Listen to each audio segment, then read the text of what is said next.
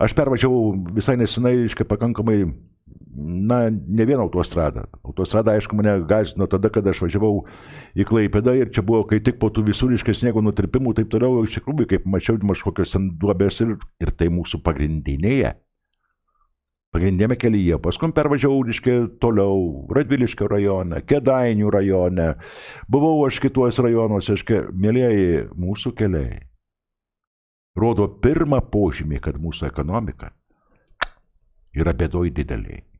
Nereik nieko žiūrėti, ne kainas, nei bankus, nei dar kokį velnį, tiesiog pasižiūrėkim kelius.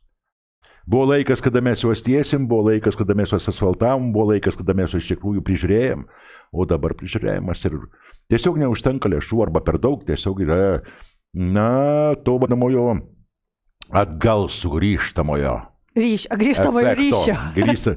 Grįžtamojo efekto. Tiesiog toks įspūdis, kad viskas po mūsų nors įtvanas.